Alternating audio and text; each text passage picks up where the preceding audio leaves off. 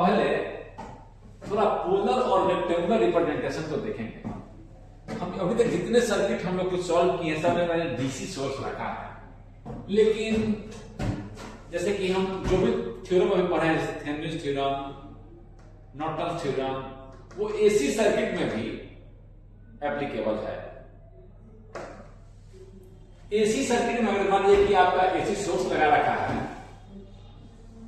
AC source है, इसका कुछ फ्रीक्वेंसी दे रखेगा और यानी कि आपका इसका मान लीजिए दे रखा है एफ दे रखा है 50 हर्ट्ज का, जो भी दे रखा है, तो हम ओमेगा निकाल सकते हैं, रेडियल एंगुलर फ्रीक्वेंसी 2 पाई एक्स मल्टीप्लाई निकाल लेंगे। चलो ये भी दे रखा है 2 पाई एक्स मल्टीप्लाई करके दे रखा है सोर्स, और यहां अगर कैपेसिटेंस लगा दिया 1 माइक्रोफैराड, तो हम जब से रिएक्टेंस लिखेंगे 1 बाई जे ओमेगा सी, यानी कि हम लिखेंगे 1 बाई जे ओमेगा मुझे दे रखा था 2 पाई एफ मुझे दे रखा था 160 रेडियन, तो 160 रखेंगे और 1 × 10⁻⁻6 रखेंगे। जे ऊपर है तो जे को ऊपर ले, नीचे है तो ऊपर ले सकते हैं, ऊपर नीचे जैसे मल्टीप्लाई कर दिया तो नीचे जे स्क्वायर माइनस जे अपॉन 160 1 × 10⁻⁻6, ऐसा कुछ क्वांटिटी आ गया। इसे बोलते हैं रिएक्टेंस ऑफ द कैपेसिटर। उसी तरह इंडक्टर का रिएक्टेंस क्या होगा, जे ओमेगा है, एल का वैल्यू दिया रहता है, ओमेगा दिया रहता है एसी सोर्स का, तो हमसे मल्टीप्लाई करें। यानी कि अगर रेजिस्टेंस भी हो, इंडक्टर हो या कैपेसिटर लगा हो सर्किट में, तो मुझे केवल रजिस्टर नहीं, एक मैं जेड सोर्स को कनेक्ट करूं, केवल रजिस्टर नहीं है, इसको बोलूंगा मैं इंपीडेंस, जिसमें आर भी होगा प्लस जे ओमेगा कुछ क्वांटिटी होगा, वैल्यू होगा। अगर सी है तो एल है तो चलो एल लिखते हैं। इस तरह से कॉम्प्लेक्स नंबर मुझे मिलेगा। इंपीडेंस मेरा क्या होगा, can be a complex number.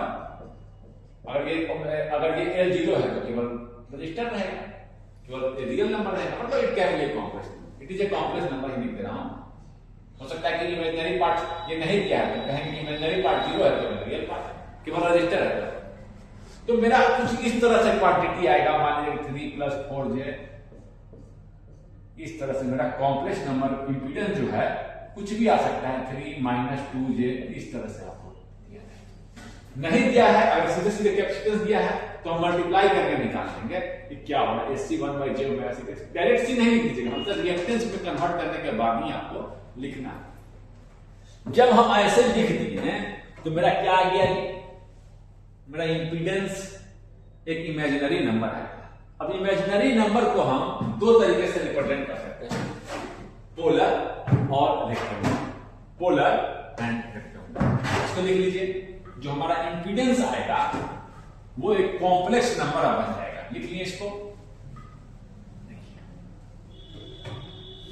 जैसे कि मान लीजिए कि आपको दे रखा है z = 2 + 3j, इसे बोलेंगे रेक्टेंगुलर फॉर्म। इसे हम चाहें तो x एक्सिस को रियल, y एक्सिस को इमेजिनरी मानकर, यहां मान लीजिए 2 है, यहां है 3j, यहां पर है, ठीक है, कोई दिक्कत नहीं। इसका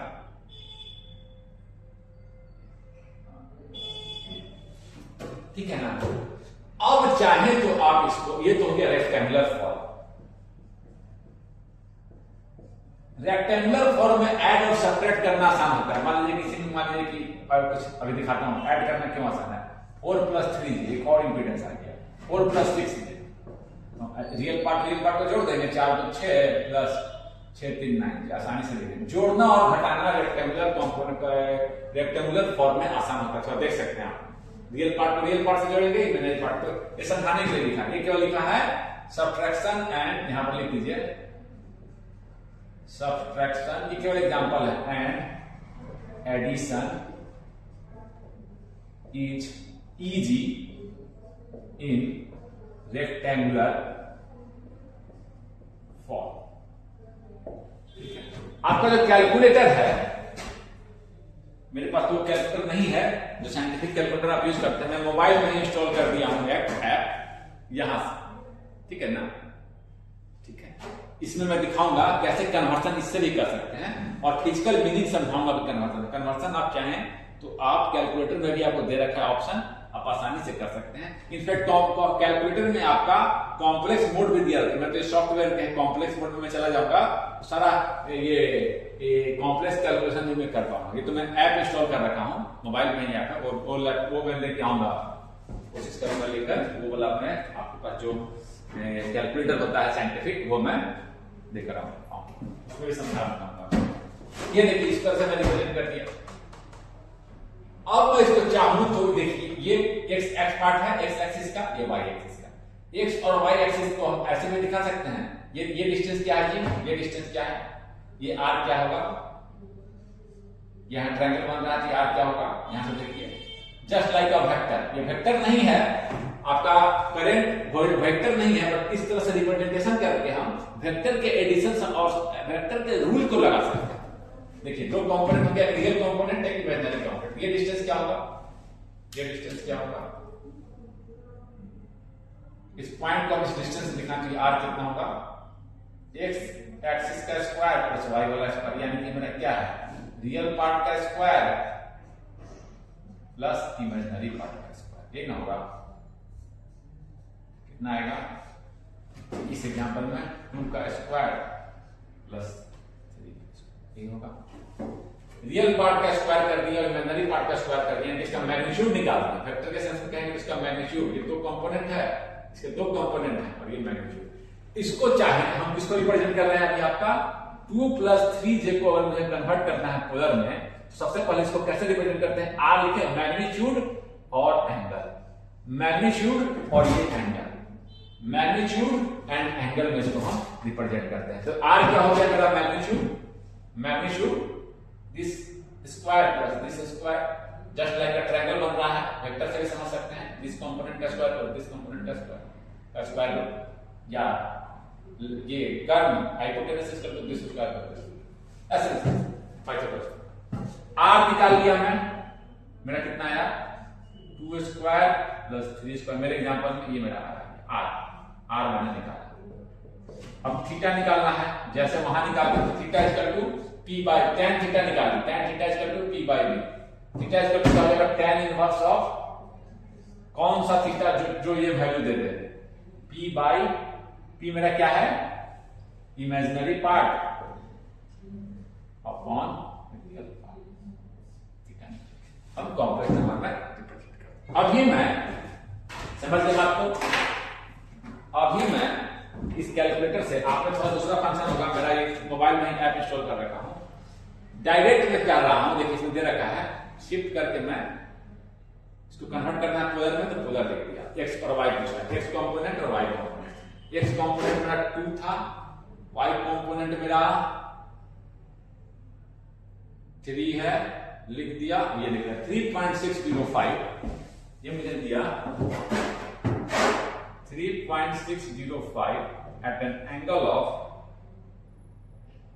56 degree, 56.309।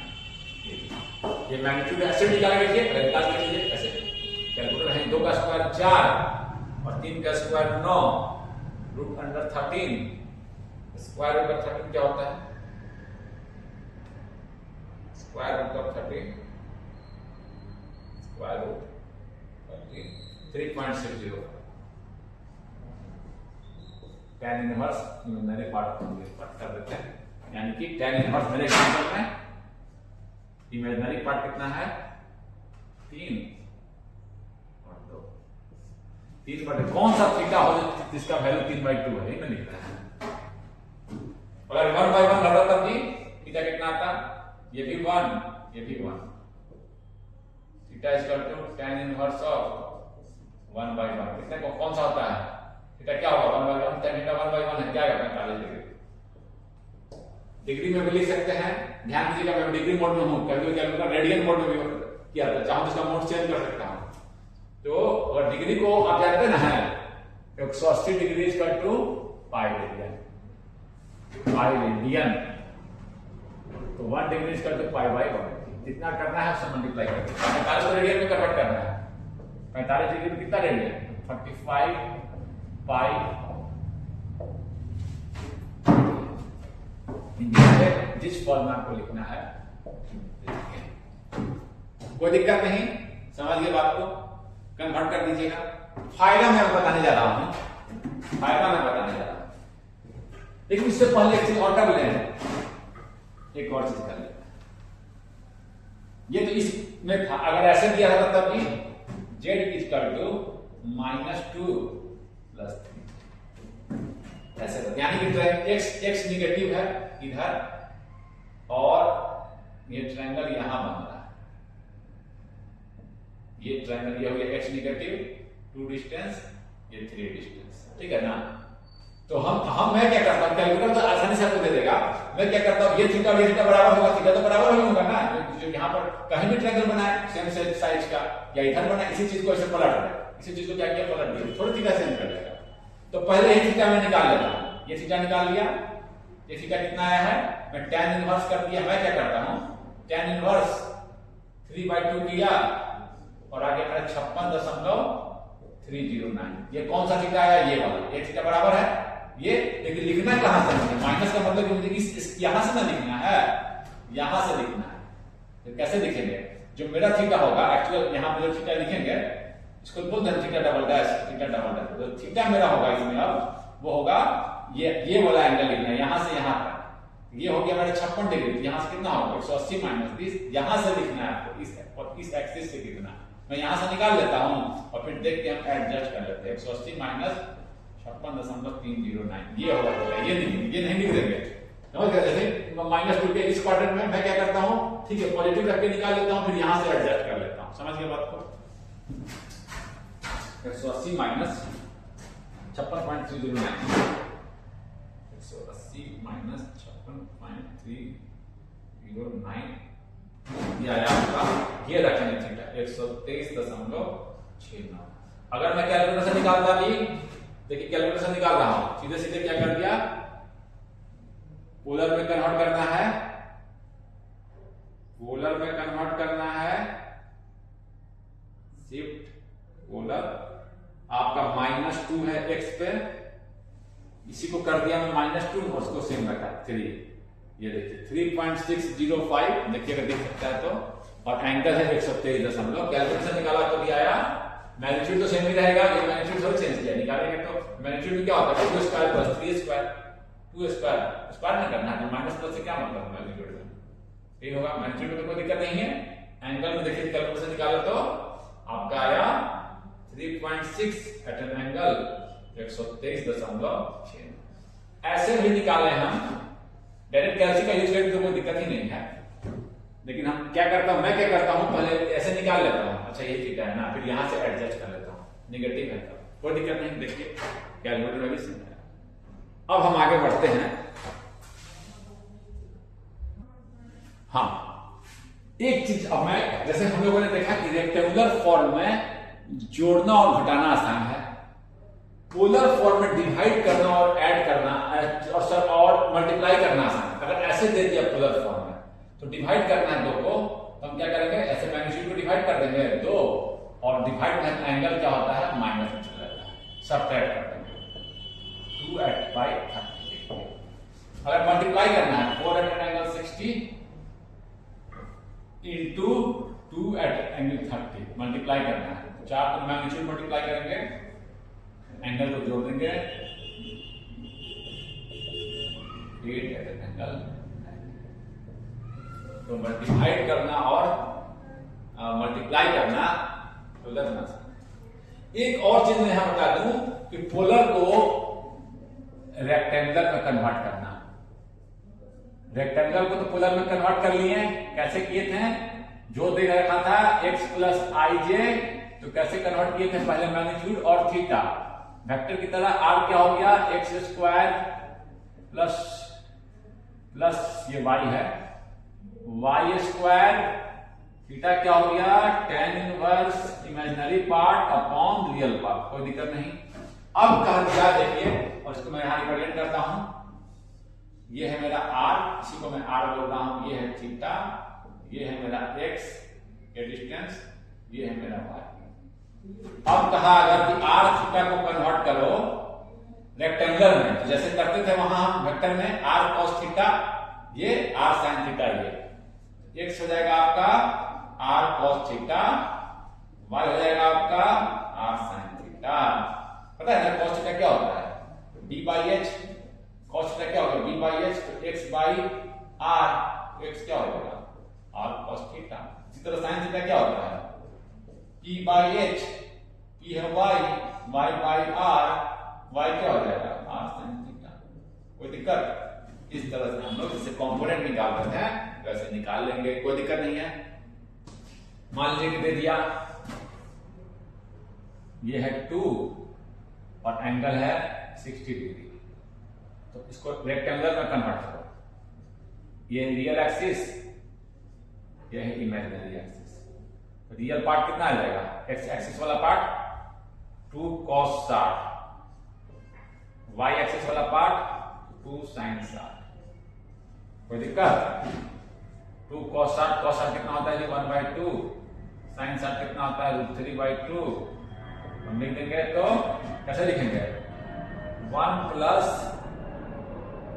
रेक्टेंगुलर कैसे लिखेंगे? 2 कैंसिल, √3, ये देख लीजिएगा, इसको कन्वर्ट कर दिया मैंने 2 एट एन एंगल 60 को मैंने कन्वर्ट किया रेक्टेंगल। समझ गया? जैसे रेक्टेंगल कैल्सी में देखिएगा, आपकी कैल्सी में दूसरा बटन होगा, मेरे में देखिए क्या है, शिफ्ट कर कर मैं करता हूं रेक्टेंगुलर।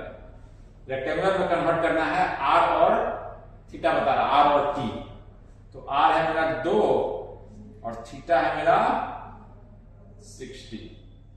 x इक्वल टू 1 बिल्कुल, और √3 आ रहा है, √3 होता है 1.73, बिल्कुल सही। देखिए समझ गए बात को, कोई दिक्कत नहीं होगा। तो ये आपको कन्वर्शन करना आना चाहिए, ये आपको जरूरत पड़ेगा। अभी हम जब एसी सर्किट में जब उसका सारे कैलकुलेशन करेंगे तो मुझे आपका इसका जरूरत पड़ेगा। अब मैं चाहूंगा कि दोनों फॉर्म के ब्यूटी को समझने के लिए क्या हम क्यों, इससे क्या फायदा है, मैं चाहूंगा कि find the equivalent impedance across the terminal AB। Equivalent impedance निकालना है, Z1 और Z2 पैरेलल में है, क्या होगा? Z इक्विवेलेंट क्या होगा? Z1 जैसे रजिस्टर में होता था, सारे फॉर्मूला वहां वाले लगेंगे, कोई दिक्कत नहीं इसमें। हमने क्या किया?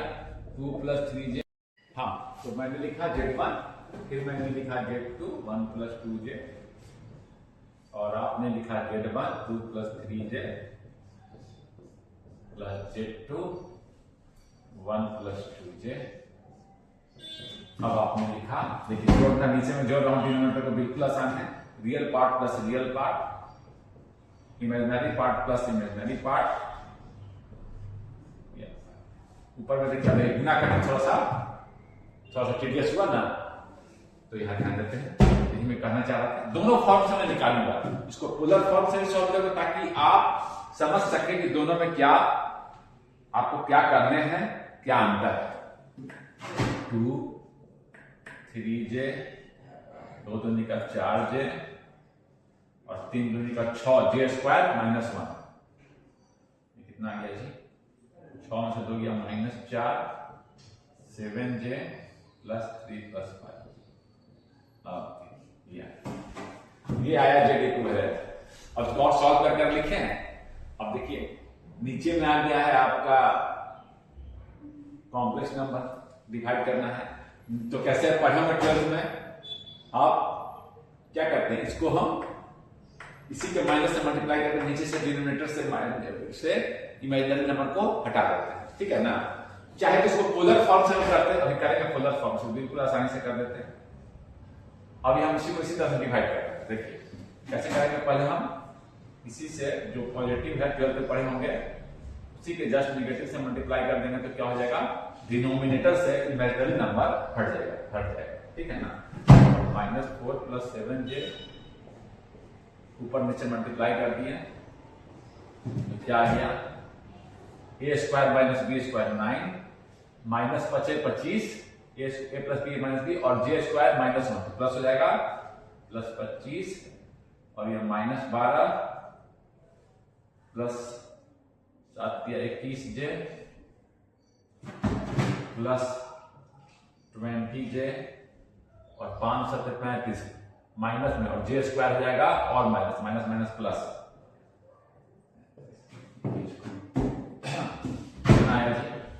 20 4 45 जे प्लस 35 में से 12 गया 5 में से 2 गया 3 और 3 में से 2 गया 23 और ये 19 और 25 9 5 14 के 4 एक हाथ में 2 1 3 34 रखा गया। अब चाहे इसको डिवाइड कर दे रहे हैं क्या से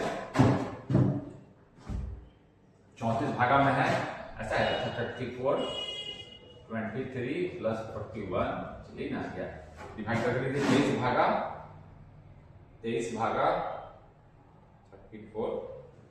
ये आपको आ गया 0.676 प्लस 23 हाँ ठीक है प्लस 41 भागा 1.205 ये आपको आया।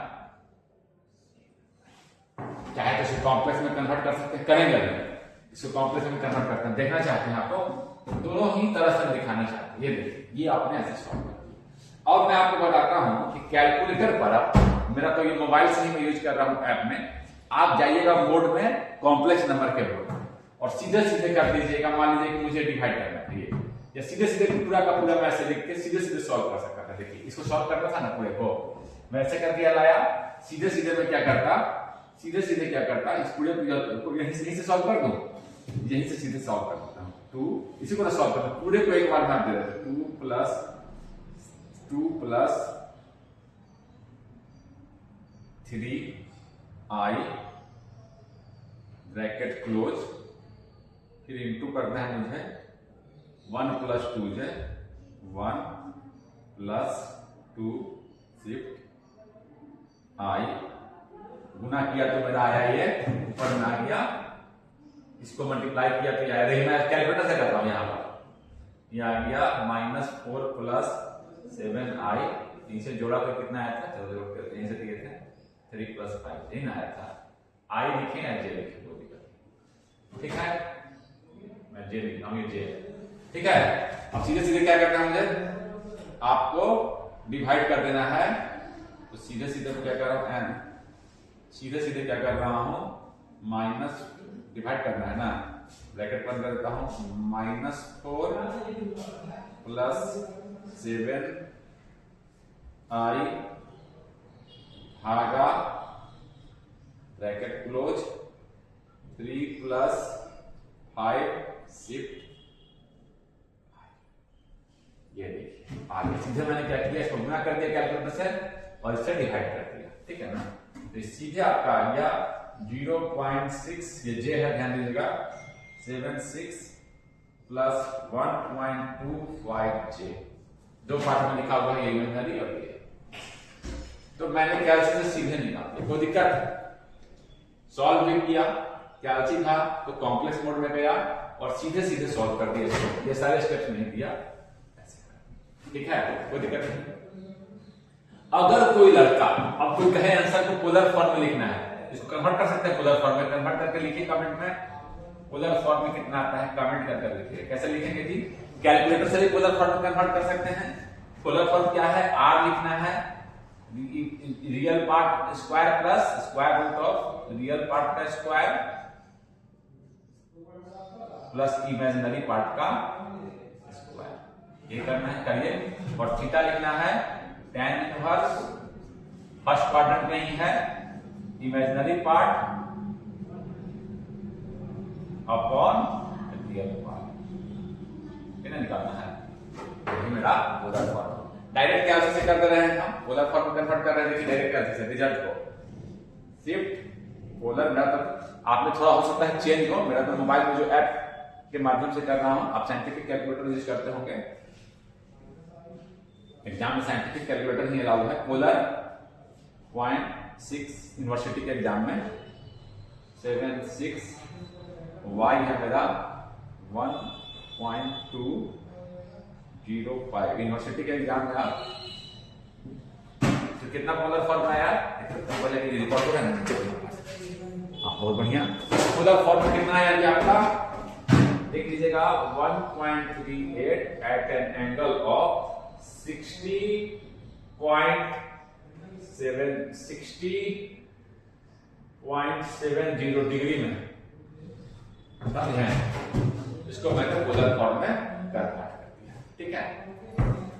जैसे आंसर मांगा, कोई दिक्कत नहीं। अब यहां देखिए, हम चाहते हैं तो यहां सॉल्व कर लिए थे, यहां पर आया था ना, डायरेक्ट इसको पोलर फॉर्म में भी हम कर सकते थे, इतना सॉल्व ना करते, इसको पोलर में कन्वर्ट करते, इसको पोलर में कन्वर्ट करते, और क्या करते हैं हम, यहां से डायरेक्ट पोलर फॉर्म से बना सकते थे हम, -4 + 7j और 3 + 5j। इसको पोलर फॉर्म में कन्वर्ट कीजिए, इसको पोलर फॉर्म में कन्वर्ट कीजिए और डिवाइड कीजिए, एंगल माइनस हो जाएगा, मैग्नीट्यूड डिवाइड कर सकते थे। यहां से मेरे सेम आंसर आएगा, पोलर फॉर्म में कन्वर्ट करना, इसको पोलर से सॉल्व करना। यही मैंने क्या किया, पोलर में कन्वर्ट किया, -4 और y का है मेरा 7 इमेजिनरी पार्ट। ये आपका आ गया 8.06 एट एन एंगल ऑफ 119.7। क्यों आ रहा है 90 से ज्यादा? सेकंड क्वाड्रेंट में आपने एडजस्ट कर दिया है। 90 से ज्यादा मतलब सेकंड क्वाड्रेंट ना, 90 से ज्यादा आ रहा है सेकंड क्वाड्रेंट, नेगेटिव है ना, एक्स एक्सिस नेगेटिव है, इस क्वाड्रेंट में अपने आ जाएगा, आपको चिंता करने की जरूरत नहीं है। और शिफ्ट करके फिर से गया पोलर में और लिखा, नीचे वाले में कन्वर्ट किया 3 और 5। ये आया आपका 5.83 एट एन एंगल ऑफ 59.03। अब मैं इसको सॉल्व कर रहा हूं, मैग्नीट्यूड को मैग्नीट्यूड से डिवाइड कीजिए, 8.0 पोलर फॉर्म में डिवाइड करना, मल्टीप्लाई करना आसान होता है, मैं ये बताना चाहता हूं। 5.83 ये आपका आया 1.38 at an angle of 119 minus 119.74 minus 59.03 60.71। दोनों सेम आया। इसको यहां से हम क्या किए, सीधे यहां पर डिवाइड करेंगे ना, पोलर फॉर्म में डिवाइड करेंगे, सेम आया। अब इसको मान लीजिए कोई रेक्टेंगुलर में कन्वर्ट करेंगे, सेम आएगा। रेक्टेंगुलर क्या है, r cos थीटा और y क्या होगा, r sin थीटा। डायरेक्ट हम कैलसी से कर लेते हैं, आपको स्टेप भी मालूम होना चाहिए। ये कैलसी अगर मौजूद है तो कोई दिक्कत ही नहीं है, रेक्टेंगुलर फॉर्म में कन्वर्ट करना है। r है 1.38 और थीटा है आपका 60.71, आया आपका 0.6567 प्लस 1.20j। ये देखिए, किसी तरह से हम करेंगे, अंतिम में वही आएगा। ऐसे हम लोग रेक्टेंगुलर से सॉल्व करके पोलर में कन्वर्ट किए, सेम आया। यहाँ के बाद हम चले गए, यहाँ तक स्टेप नहीं है, अब यहाँ हम पोलर में कहीं भी आप टू एंड फ्रो कर सकते हैं। You can jump into polar, you can come back into rectangular, कोई दिक्कत नहीं। यही मैं दिखाना चाह रहा था इस एग्जांपल से। कैलसी में भी है, और साइंटिफिक कैलकुलेटर अगर यूनिवर्सिटी के एग्जाम ले जा रहे हैं तो वहां तो आप कैलसी का यूज करके आसानी से कन्वर्ट कर सकते हैं, कोई दिक्कत नहीं। इसको लिख लीजिए।